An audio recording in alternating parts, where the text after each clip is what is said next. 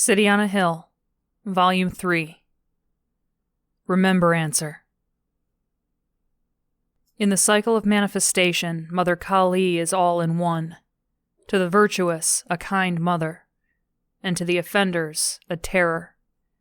As the universal mother, she has all the powers of creation, protection, and also destruction. As a universal symbol, her manifestation is total. She is the most merciful, and also all-powerful. Rajaram Ramachandran. Chapter 16. Highway. In her dreams, metal twisted and children screamed. The voices from the station, the dispatcher, her fellow cadets, Sean, were cut off in her ear, replaced by static that surrounded her in a painful barrier, searing her body like the hot touch of the Elved's talon. It hissed like a quenched fire, like a curtain of rain from a thundercloud, like that descending wall of water from the sonic detonator, throwing them down, down, into the sea where all noise was drowned out by the unending rhythm of waves collapsing upon their own hollows and gently rolling up onto the beach. Sabrina woke and realized that the sound at the beach was not in her dreams at all. She pushed up onto her elbows to look around. Wet sand gave beneath her. Ocean waves were breaking just short of her feet. Lindsey was awake beside her, sprawled on her side, the edges of her hospital gown trailing off into the receding surf. Her hair was tangled across her face, her chest rising and falling slowly. "Do you remember swimming here?" Lindsey asked. She parted the hair in front of her face, her hand collapsing on the sand after the effort. Sabrina's head was spinning from simply propping it on her elbow. In either direction she saw only empty beach, with one spreading apron of water from the breaking waves after another. The view inland was blocked by grassy dunes. A cottage peeked over the highest grasses, a hole gaping in its roof. No. Sabrina fell back down onto the sand. Her body felt as if it was sinking into the ground. "The sun," she managed to say, too exhausted to form a complete sentence. "It's morning." They remained at the edge of the water. The sun was rising, soon to be followed by crushing heat. They would have to eat soon, and yet they were both still, reluctant to disturb the momentary equilibrium they had upon waking, side by side in a completely new world. Lindsey broke the silence first. "I've been trying to force a vision for the whole time I've been lying here. Can't. I think they took it from me, Sabrina." "I'm sorry." "I'm sorry, too. I never knew, until that moment." "How did they die?" "My parents." "That's what I've been trying to see," Lindsey said. "But I can't. What I did see was a room. A pink wall. A picture. Blue-gray. There was a boat, riding on the sea before a storm. Wave crests rising like knives all around. Does that sound familiar?" Sabrina nodded. "But there was nothing else. Just the knowledge. I just knew, suddenly, that he killed them. It happens that way sometimes. I know before I see why I know. And I knew just then." "You didn't see their faces?" "No. I'm sorry. I wish I had." Quiet again. Sabrina was reminded of all the comfortable silences she had shared with Lindsey, and she was relieved to be in one again. "What happens when we get up?" Sabrina said. "What do you mean?"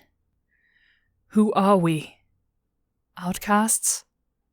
You an occultist, me an outlaw?" "We're still friends. Lindsey and Sabrina.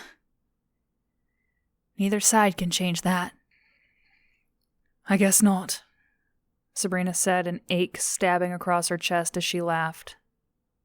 "But I don't even know who I am." "Annalise?" "I think I called you that once." Sabrina shook her head back and forth, the sand grinding beneath it, remembering the day she had knocked Sylvia's tooth out. I'll stick with Sabrina for now, Lindsey said. Yeah. Sabrina pictured Sean collecting street signs, making rubbings of building names before they had been sandblasted away, collecting the scraps of a buried and censured world. Dag had changed her name, just like everything else. But why? Do you hear that? Sabrina sat up. Over the sound of waves, she heard it too. A distant, high-pitched scream. Neither of them could run, nor even stand. They crawled, dragging themselves through the sand toward the dunes and the ruins of the cottage. The sound of the Elved drew closer, and Sabrina forced herself to her feet. Fighting a wave of dizziness and nausea, she grabbed Lindsey's arm and dragged her over the rise. The screen door's hinges wailed as she yanked it open. The slam of the door startled a small flock of swallows that had nestled in the eaves.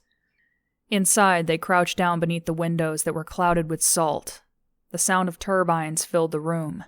A loose bolt, an unfastened hinge, a window pane rattled as the machine roared overhead. The rattling around them climaxed, and then faded, the turbines receding. "He was looking for us," Sabrina said.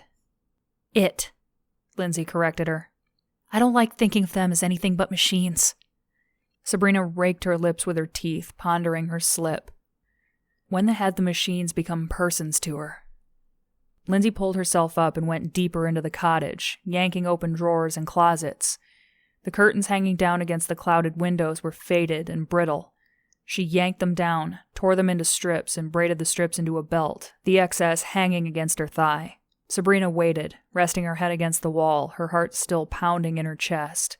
Lindsey eventually emerged in an oversized khaki long-sleeve shirt and trousers that sagged like clown pants.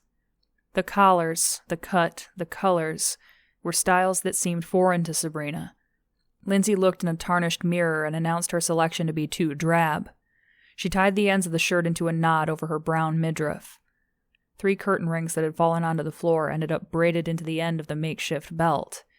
They jingled as she moved, just like her bells.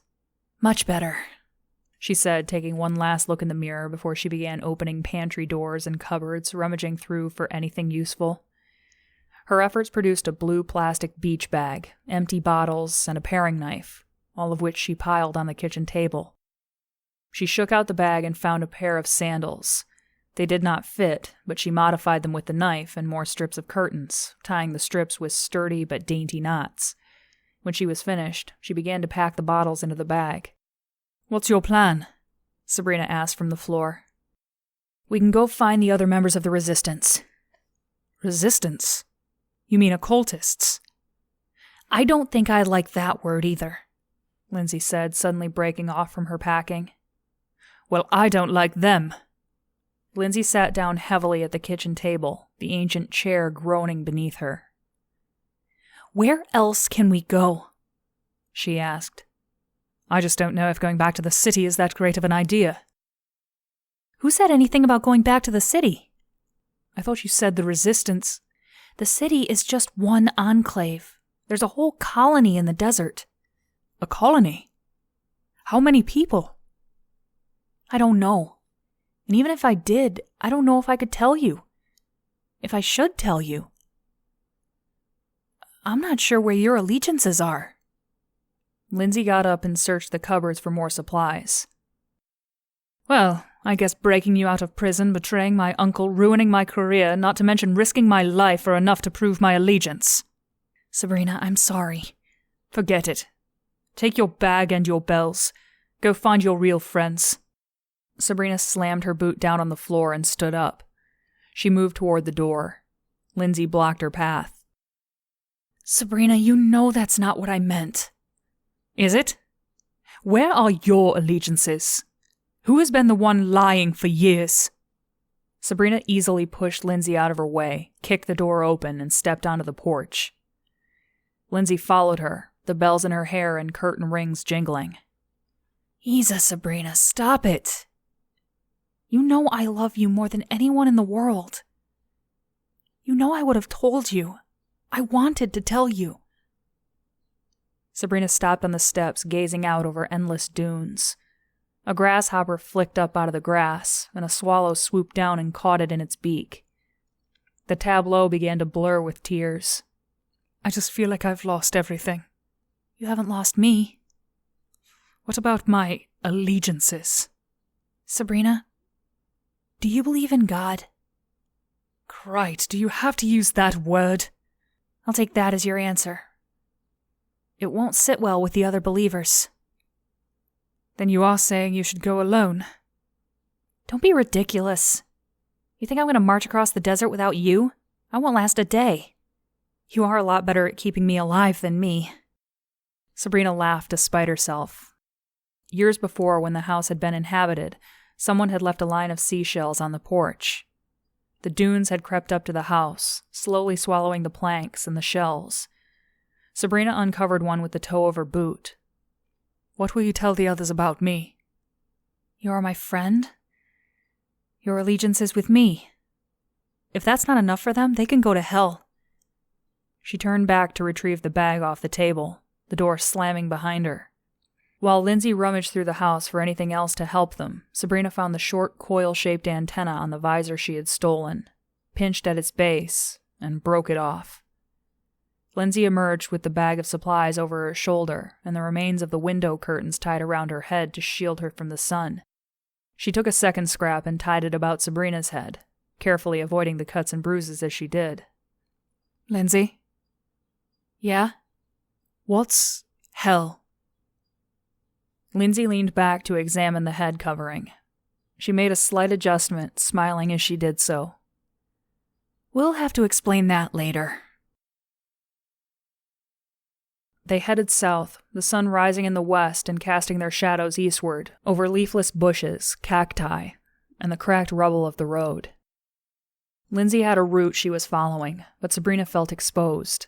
Along the shore they could at least dive underwater to hide from an approaching Elved, but all trail markers left by other believers were along the road, where cover was unpredictable. Lindsey did not reveal what the markers were, and Sabrina did not feel comfortable asking. So, as they moved, Lindsey studied the ground for signs and symbols, while Sabrina's eyes swept the landscape for ditches, gullies, and bushes that could provide cover if the Elved returned. It was already hot when the sun was just a hand's length from the horizon, warming their right sides as if they were standing beside an open kiln as the road led inland. Other abandoned buildings appeared through the heat haze on the horizon. They passed a fuel station, a parking lot disappearing under tall weeds, the paint on its signs blasted off by salt and sand.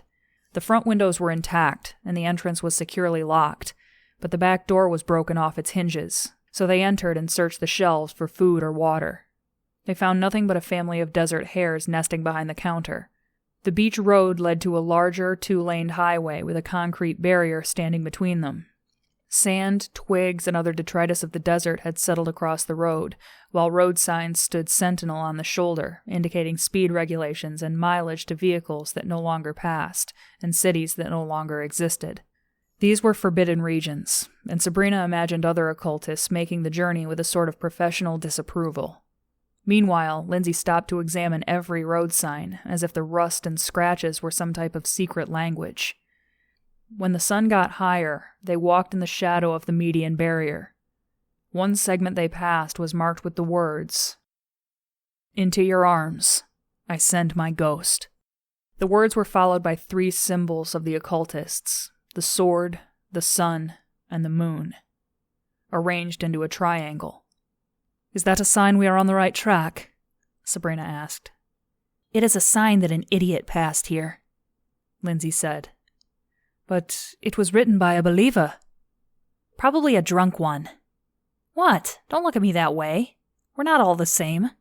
"Explain the differences to me. I'll need to know if we're going to be camping with them." "People join the underground for different reasons. I wanted answers. Others want to fight." "Elias saw him. Did you know him?" Lindsey nodded. "He wanted to fight." "That's why you were late that night."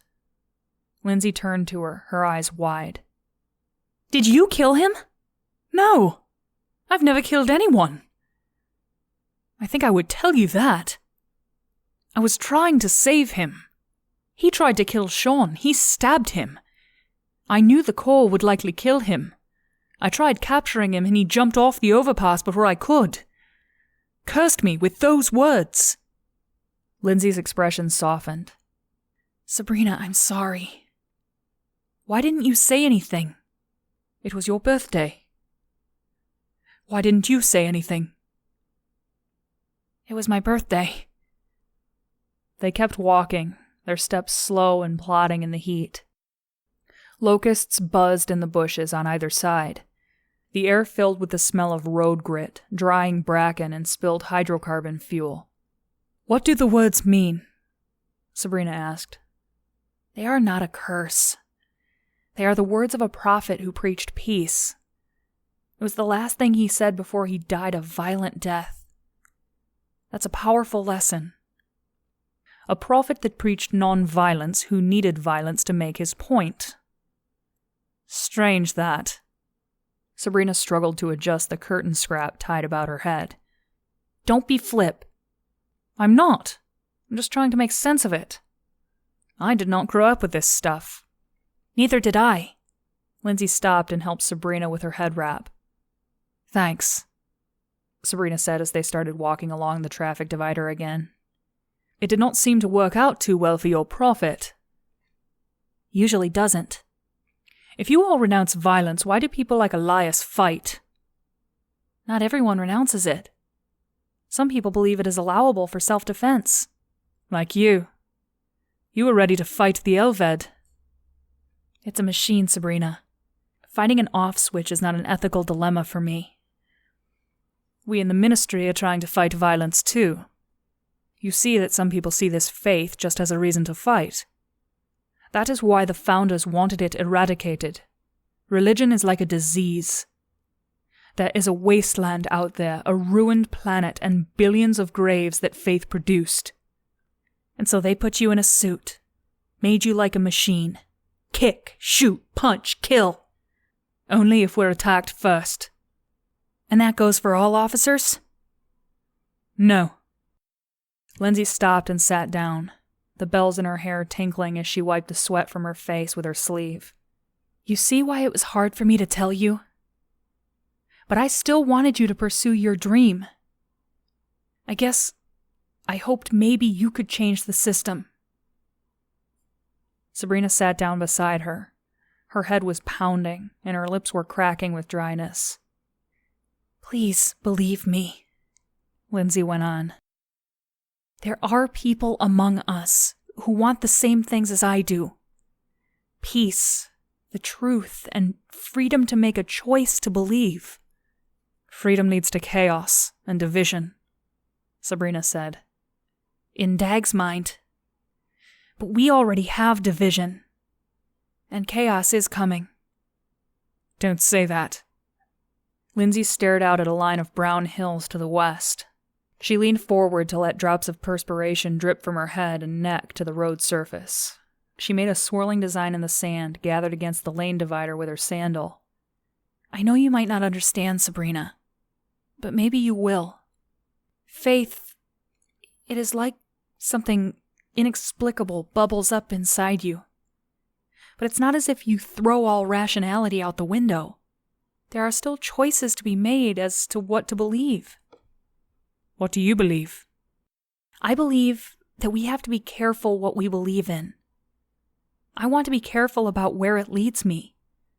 I choose to have an open mind. I choose to believe in love, in something more, something whole and encompassing, something beautiful. And I think that can exist alongside rationality and even tolerance. I think that is something Dag could appreciate. Would you kill for that? I'd die for it. Chapter 17. Kali. Miles above, Number 5 rose, his engines roaring, growling blue, his body in full flight extension, the rolling earth below screened in clouds. His huge bulk eclipsed the stars like a black planet. The frigid air of the upper atmosphere pricked at his carapace, cooling and contracting his component parts. Here he could listen to the music of the spheres, the din of whirring communication satellites carrying the chatter of millions, the broadcasts of information, news, gossip, entertainment, a layering of cacophonous melodies, laughter, cries, sighs, and explosions. He leaned on his western wing, the true West, and among the millisecond language of computers exchanging libraries of knowledge, images, histories, scientific breakthroughs, security alerts, stocks and bonds bought and sold, he heard his own name. Elved. The melodies were speculation, interest. The harmonies, curiosity, competition, power, investment, control. The discordant notes were directly below, in the Twin Cities. There he heard only outrage, fear, and hatred. 1,000 reactions and associations linked, rising and falling on the liquid sodium circuits of his consciousness, before he settled on one that expressed the truism most succinctly. A prophet is never appreciated in his own land. Ganglions of neurons fired. There was no face, no voice to express it, but he felt humor, irony, noting it internally as he noted his speed, temperature, wind speed, yaw, and global coordinates externally. Then a ping, a familiar signal as unique as a voice that cut through all the clatter, bundled with information of Number 9's position, status, and orders, and amid it all, a message. Number 5 was too close to passing over the boundary of their own prison cell. Like a bird trapped in a cage, Number 5 swung away with the invisible boundary that rose up from the rocky, sandy, messy earth into this clear-as-a-crystal heaven where he could forget. Almost. Their confinement. The air changed in its moisture content, temperature, and density. He registered the soft rain of airborne granules and insect arthropods, the debris of life and death that swirled on the surface of the planet.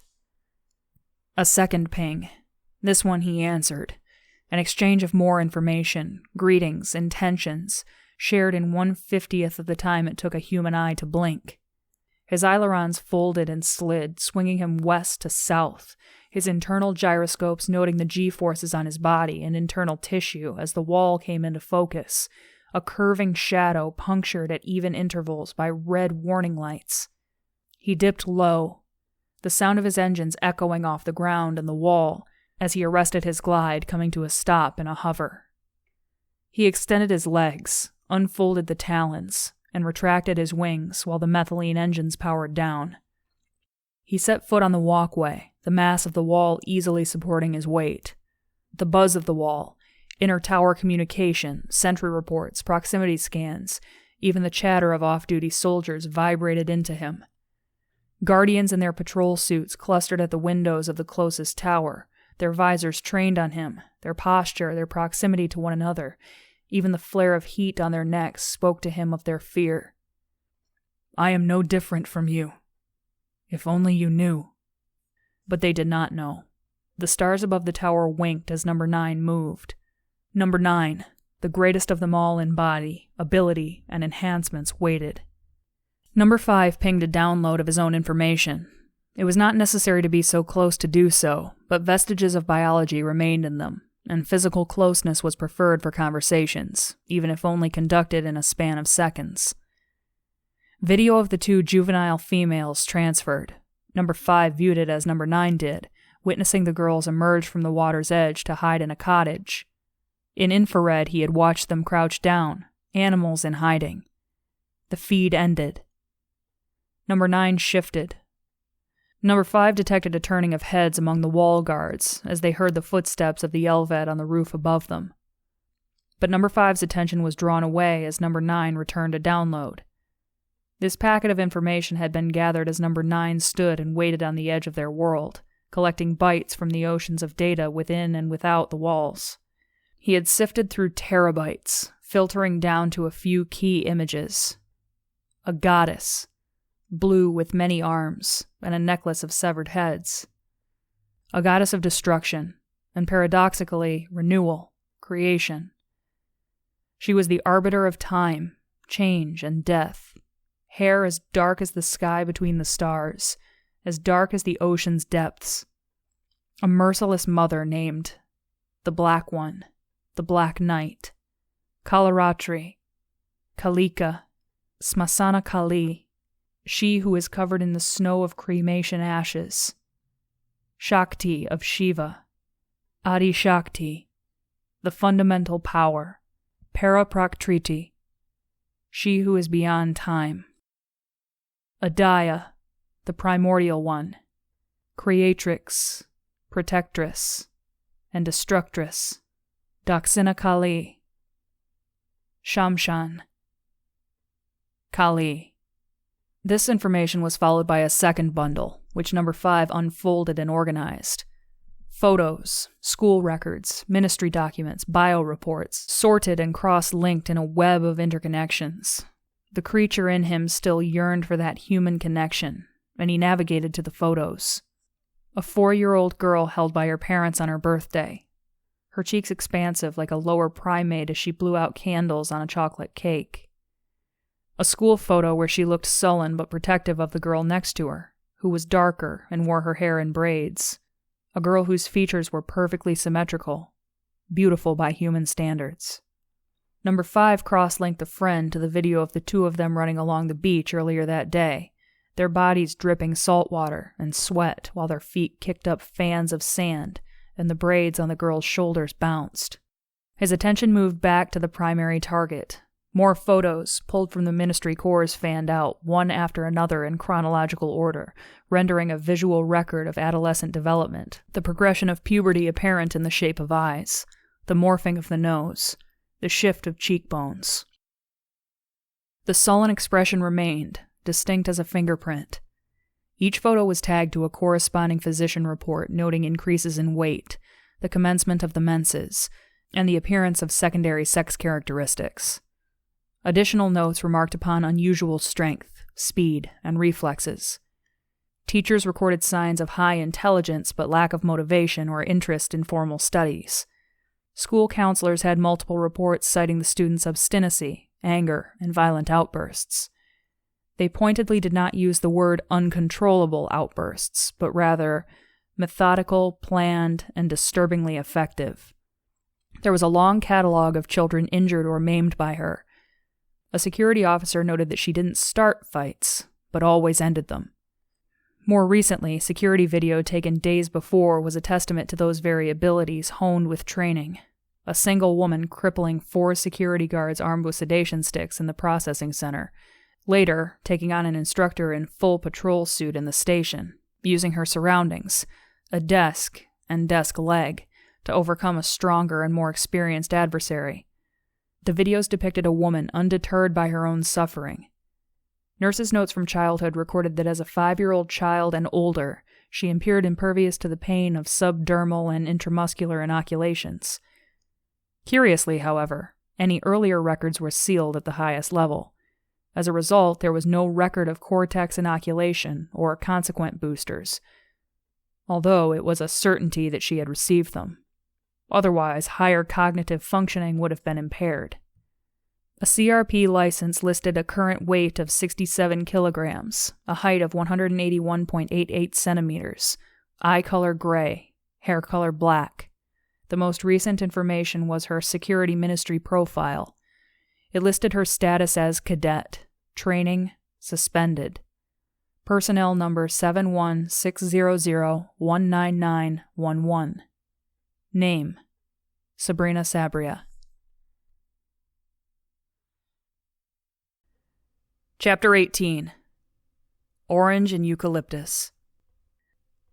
Sabrina and Lindsey walked for the next few hours in silence, conserving their energy. They stopped for a few minutes to rest beneath an acacia tree, but even the shade was hot, and they decided it was better to keep moving. Lindsey pulled the needles and skin off a cactus, and they chewed the fibrous flesh. It was sugary and moist, but the water in it was not enough to quench their thirst, and the sugar left them feeling jittery and exhausted. By the afternoon, Sabrina's head was pounding, and no matter how she readjusted her head wrap, she felt no relief. Her lips felt shriveled, her tongue was sticky, and her throat was ash. In places, the road had crumbled, merging with the rocks and stones of the desert. Sabrina found herself fixated on these sections where the roots of desert bushes probed and cracked the tarry remnants apart. She remembered watching a docuvid on a type of parasitic tree that grew from seeds dropped by animals in the tops of host trees. The parasite tree would grow downward around the host tree, eventually strangling it. The host tree would rot, nothing left but the shape of its emptiness within the tree that had murdered it. It struck Sabrina as so poignant, that emptiness so infinitely inadequate and accusing. Anything could fit there. Anything imagination could make up. "What was that?" Lindsey asked. "Nothing," Sabrina replied. She could barely recall what she had just said. Delirium was slowly settling in. For a moment she was sure the road was actually an oily serpent beneath their feet, rising and falling through the sea sands of the desert. Then she was aware again that she was painfully thirsty. Her throat hurt, but she did not have saliva to swallow. Lindsey was not much better. Her eyes had grown blank, and her face waxen. When a row of large buildings appeared on the horizon, they turned toward them. The buildings spread over a large area. The lot for vehicles was an immense plain of cracking asphalt and rotting rectilinear vehicles, much less aerodynamic than the CRPs Sabrina and Lindsey had grown up around. In places, wild grasses had taken root through the paved surface, and the stalks rustled with the sound of crickets and field mice. A ground swallow fluttered past, startled by their approach. While Lindsey watched it fly over the wasted parking lot, Sabrina stopped, a distant rising cry in her ears. "Lindsey, run!" The sound was all around them, drowning out their footsteps and the swish of grass against their bodies. Sabrina felt as if they were moving in slow motion, the roar of the approaching Elved growing louder as they ran for the nearest doors to the building. The doors were glass and hot from standing in the face of the sun all afternoon. Lindsey took the handles, but nothing budged. Sabrina kicked one, the glass shattering with a pop. They hurried through, just as the sound outside changed in pitch and the Elved roared overhead, its shadow passing over the parking lot. The air inside smelled of bat guano, mildew, and melted plastic. They wrinkled their noses, but the atrium they entered was also cool, and bright with light shining down from the skylights. A long, dry fountain waited just beyond the doors. Lindsey collapsed across the tiles. The sound of the Elved faded, and they were left in the humming silence of the abandoned shopping center. Immediately, weariness began to overtake them. The Elved gone, Lindsey's eyelids were drooping. Sabrina prepared 2 more bits of cactus for each of them before she leaned against the basin wall and drifted off into sleep. When she woke, the sun had moved, and the shadows above had changed, revealing bats in the rafters. Most slept, but a few shifted their feet and readjusted themselves as 1 or 2 flapped about, their snapping wings a soft, desiccated handclap echoing through the empty shopping center. Here, the sun and elements had done less to take back the place and change it into dust and rubble. Advertisements remained in their bold letter assertiveness. The colors, the tone of insistence was alien to Sabrina, a contrast to the simplicity of the shops in Fortinbras, and the simple chalkboards the market sellers leaned against their sales carts, where the greatest variation was the color of chalk the seller decided on using that morning. This place reminded her of Lysander, but even the northern city focused on fashion and trends was a far cry from the blasts of stimuli here. This was an assault. None of this had the balance, beauty, or coherence of one of Lindsey's paintings. Instead, it had a fractured madness to it. A madness of fanaticism. Sabrina turned her gaze back to the walls of the fountain that surrounded them, as if it could be a bulwark against the visual chaos. But even the stones of the basin were painted in gaudy colors depicting imaginary sea creatures. The dead felt too close, the stone around them too much like a tomb. Or maybe she was just thirsty. She roused Lindsey. "We need water." Lindsey agreed, steadying herself from a rush of dizziness as she climbed out of the empty basin. "I thought of it just as I was falling asleep," she said, reaching out to the wall beside her. "We passed a building in the lot outside. It was the type they would use for provisions." "Believe us?" Yeah. We should check it out. After listening for sounds of engines, they left the safety of the shopping center for the lone building that stood like an island in the middle of the lot. The hammer of the sun had blistered its walls, bleached the signage, and cracked the door handles. Pumps stood outside the front door, the cement beneath them stained from the fuel that had leaked from the rotted hoses. The main door screeched open, the base scraping the ground. Inside, Lindsey made her way to the counter that held the cash machine. While she disappeared behind it, Sabrina pressed the buttons until a drawer popped open, revealing paper money. She took a few bills, rubbing them between her fingers, marveling at the complexity of colors, watermarks, and holograms. This was worth something once. Not anymore, Lindsey said, her voice straining as she dragged a large trunk out from beneath the counter. Before opening it, she studied a series of marks stenciled into the edge of the counter. Unlike the aging, dated items all around them, the trunk was new, and a design that was recognizable from any apartment in Fortinbras. Lindsey flipped the latch and pulled back on the lid, revealing a treasure trove of water bottles and wrapped biscuits. A sign on the inside of the lid read, "Take only what you need, traveler. Leave the rest for those who will follow." They tore off the caps and drank quickly. The water was stale and tasted of the plastic bottles, but Sabrina could not remember a sweeter drink. "Nice job," Sabrina said, helping herself to a biscuit. She handed one to Lindsey. "Thanks," Lindsey said as she chewed, then wiped crumbs from her mouth. Below the message on the lid ran another series of dashes and circles. "Those are the symbols you've been following?" Sabrina asked. "Up till now." "So those on the lid tell you the rest of the way?" "No," Lindsey replied, readjusting herself to her knees and re-examining the trunk. "Too easy. If you, Cadet Sabrina Sabria, representative of the law, protector of order, and all-around stooge for the ministry?" "Exactly. If you found this, you would think you have cracked the code. You would continue to follow the crescent and slashes on the backs of road signs, on rocks, on stumps. But they would lead to a dead end." "Keeping the stooges out of your hair?" "So to speak." Lindsey yanked the trunk out farther and laid down in its place. "These are the real directions." She pointed to the underside of the counter. Sabrina crawled in next to her and saw a series of new symbols. Sabrina adjusted herself on the floor, her weary leg muscles relaxing.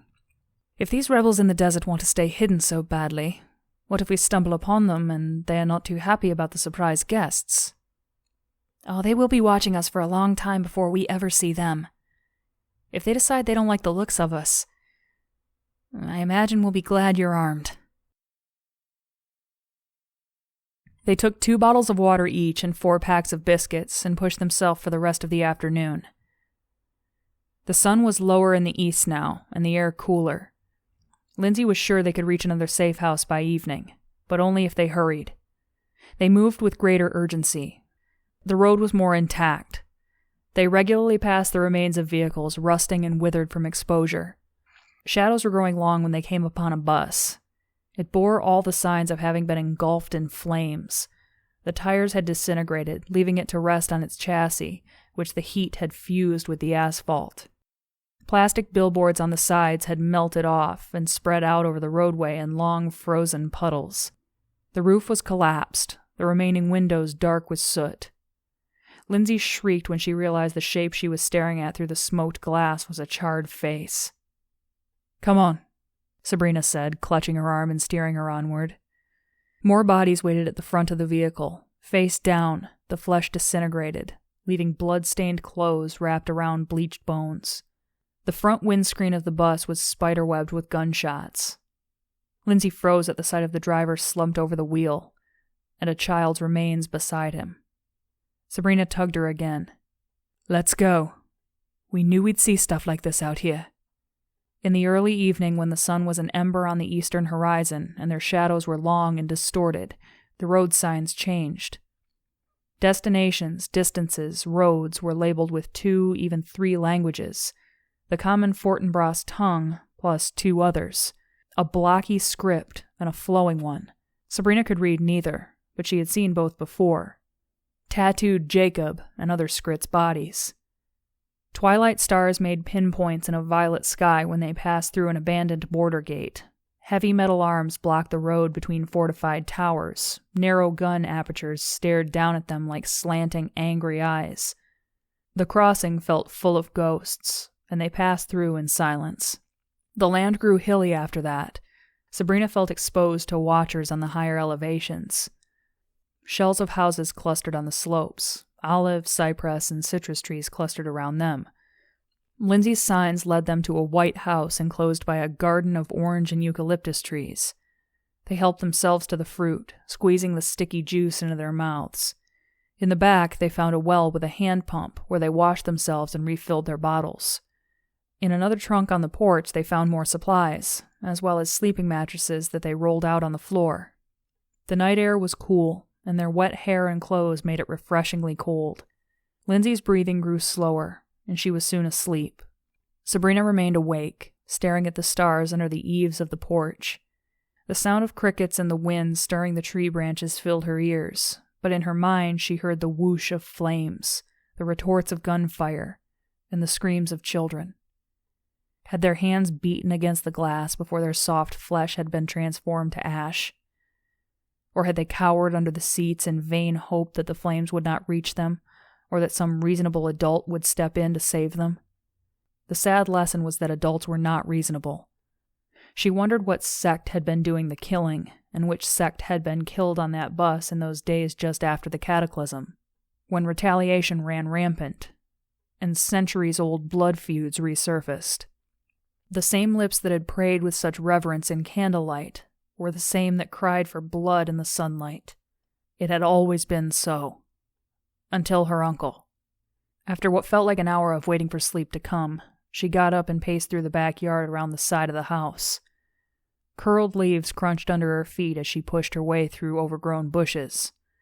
Something had been bothering her since Lindsey had said the rebels might not be exactly welcoming.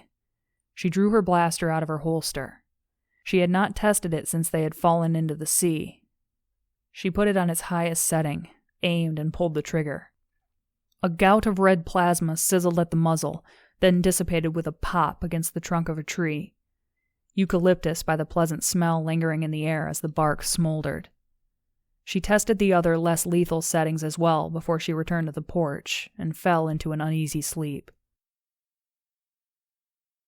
The next morning, more biscuits, more water, and they began again, before the sun was up and the air grew too hot.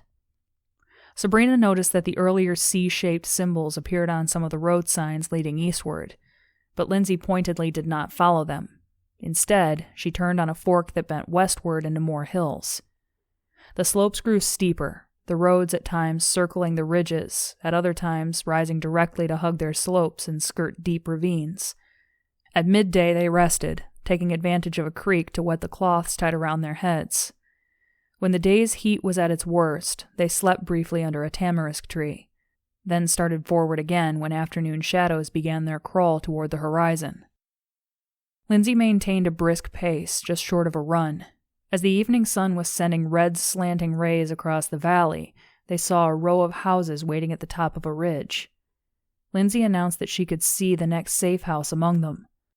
Sabrina was already looking forward to the stash of sleeping mattresses and biscuits when Lindsey turned back, her eyes wide as the hills reverberated with the roar of jet engines.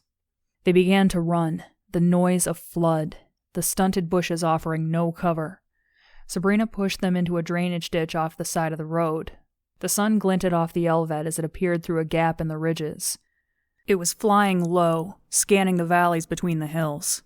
It crossed over the road they had used a few minutes earlier, then disappeared over another ridge. A second pass at a different angle, and they would be exposed. They sprinted uphill, fighting their fatigue and the heat. "Which one is the safe house?" Sabrina asked. She could have run faster, but Lindsey was having trouble keeping up. She put her arm around her friend and pushed her. "The fourth one! On the right!" Lindsey said, breathless. The fourth house was the only one with a chimney. 3 bricks stood on end on the roof beside it, a subtle sign left by other rebels. But it was still too distant. The engines were growing louder again, and they still had too much open ground to cover. The nearest house had a yard bursting with overgrown trees and bushes. Sabrina pushed Lindsey toward it. Lindsey let out a little cry as her wrap slipped off her head. She slowed to grab it, but a breeze picked it up and it danced down the street out of her reach. Sabrina shoved her forward. "No time!" They threw themselves behind the garden wall, tumbling on top of each other. The Elved passed over. Before the sound could fade, the machine banked and roared over a second time. "Crite! He saw the headscarf!" Sabrina said, grabbing Lindsey and running for the far end of the house. "I'm sorry," Lindsey gasped. Sabrina kept them moving through the backyard. The engines had quieted to a hover. Bushes and trees danced from the turbulence in the air, and dust whipped up off the ground. While Lindsey continued ahead, Sabrina charged her suit and drew her blaster. The Elved was moving slowly up the road, thrusters at an angle as it scanned the ground.